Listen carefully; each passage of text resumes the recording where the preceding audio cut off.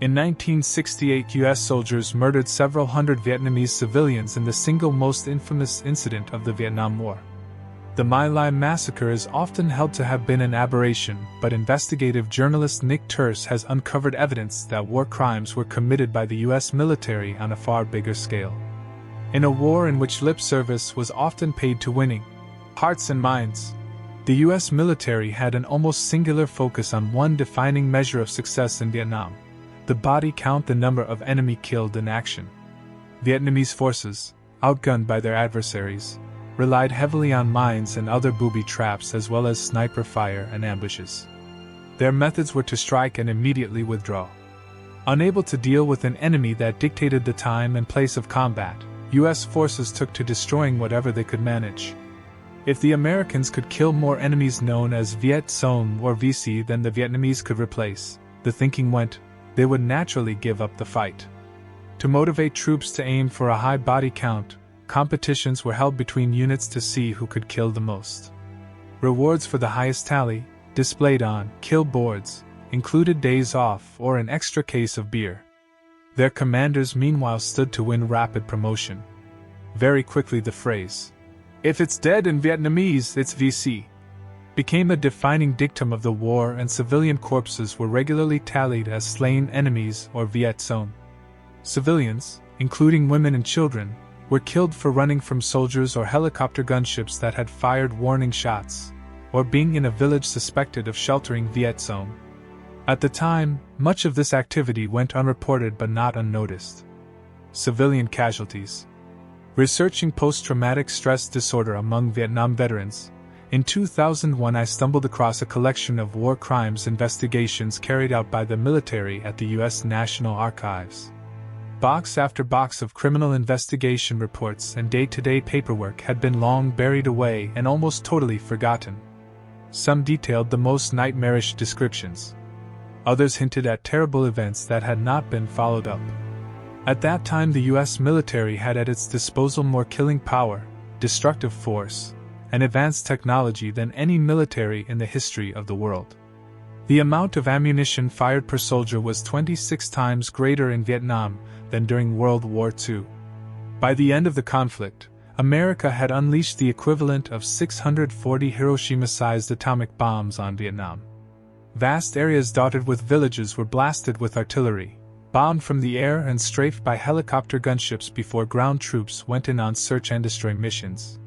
The phrase, "Kill anything that moves," became an order on the lips of some American commanders whose troops carried out massacres across their area of operations. While the U.S. suffered more than 58,000 dead in the war, an estimated 2 million Vietnamese civilians were killed, another 5.3 million injured, and about 11 million, by U.S. government figures, became refugees in their own country. Today, if people remember anything about American atrocities in Vietnam, they recall the March 1968 My Lai Massacre, in which more than 500 civilians were killed over the course of 4 hours, during which U.S. troops even took time out to eat lunch. Far bloodier operations, like one codenamed Speedy Express, should be remembered as well, but thanks to cover-ups at the highest levels of the U.S. military, few are. Industrial-scale slaughter. In late 1968, the 9th Infantry Division, under the command of Gen. Julian Ewell, kicked off a large-scale operation in the Mekong Delta, the densely populated deep south of Vietnam.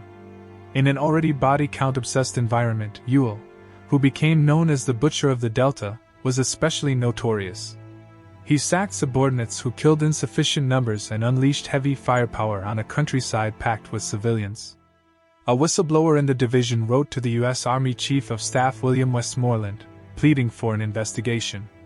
Artillery called in on villages, he reported, had killed women and children. Helicopter gunships had frightened farmers into running and then cut them down. Troops on the ground had done the same thing. The result was industrial-scale slaughter, the equivalent, he said, to a My Lai each month.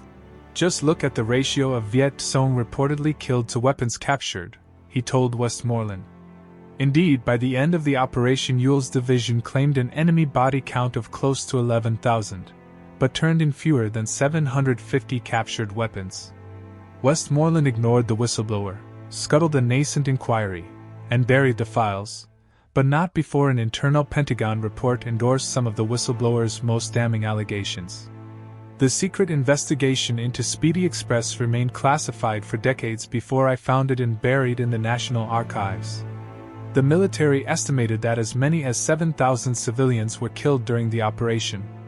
More damning still, the analysis admitted that the U.S. command, in its extensive experience with large-scale combat operations in Southeast Asia, appreciated the inevitability of significant civilian casualties in the conduct of large operations in densely populated areas such as the Delta. Indeed, what the military admitted in this long secret report confirmed exactly what I also discovered in hundreds of talks and formal interviews with American veterans, in tens of thousands of pages of formerly classified military documents, and most of all, in the heavily populated areas of Vietnam where Americans expended massive firepower. Survivors of a massacre by U.S. Marines in Quang Tri Province told me what it was like to huddle together in an underground bomb shelter as shots rang out and grenades exploded above. Fearing that one of those grenades would soon roll into their bunker, a mother grabbed her young children, took a chance and bolted. Racing from our bunker, we saw the shelter opposite ours being shot up. Gwen Van Phuc, one of those youngsters, told me. One of the Americans then wheeled around and fired at his mother, killing her. Many more were killed on that October day in 1967. 2 of the soldiers involved were later court-martialed but cleared of murder. Commemoration. Last year, the Pentagon kicked off a 13-year program to commemorate the 50th anniversary of the war. An entry on the official Vietnam War commemoration website for My Lai describes it as an incident, and the number killed is listed as 200, not 500. Speedy Express is referred to as an operation that would eventually yield an enemy body count of 11,000. There is almost no mention of Vietnamese civilians. In a presidential proclamation on the website, Barack Obama distills the conflict down to troops slogging through jungles and rice paddies, fighting heroically to protect the ideals we hold dear as Americans, through more than a decade of combat. Despite what the president might believe, combat was just a fraction of that war.